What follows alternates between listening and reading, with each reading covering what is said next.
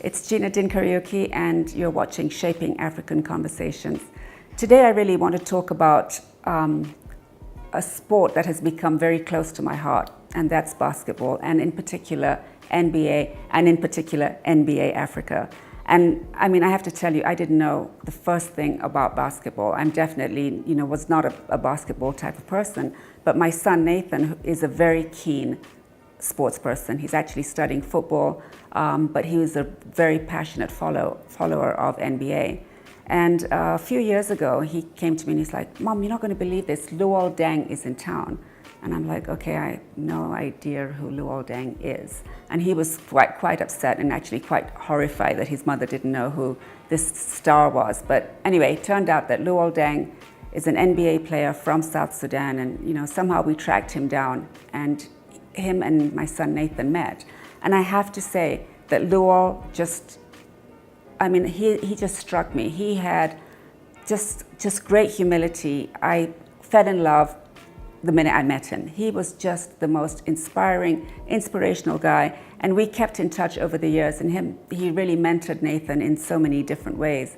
But 2 years ago, I got invited to go to NBA Africa game in Johannesburg, and Nathan went to intern with the NBA. And that's when I realized what amazing role models the African players of the NBA are. They are just absolutely incredible.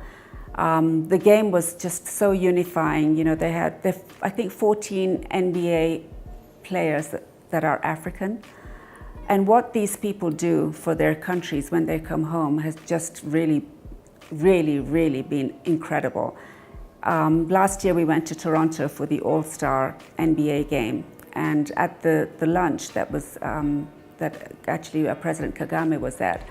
But when I listened to the story of the Giants of Africa, which is run by the incredible Masai Ujiri, who is the president of the Toronto Raptors, I did not have a dry eye. I just sat there with tears just flowing down my face, because just absolutely impactful stuff. And it has nothing to do with the game. It's really about equipping young people on this continent with life skills. And that is what has just made me love them, love the passion for what they're doing.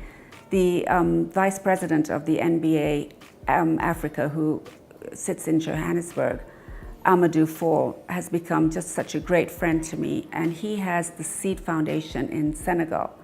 And over the next few weeks, we're going to just highlight the NBA Africa story and what these individual young people are doing to shape the African conversation. And I think it's just time that we sort of looked outside of political leadership to realize that leaders can come in so many different ways. Here we have these leaders. African NBA players are just such great leaders, and they take the role of being role models really seriously, and I love that. They're very serious about the impact they have on the youth of this continent. They're a lesson. They've been a lesson to me, and they're a lesson to just so many of the politicians that we have, that being role models comes with a huge responsibility. And that's what I love about NBA Africa, is just the huge responsibility that they know they have.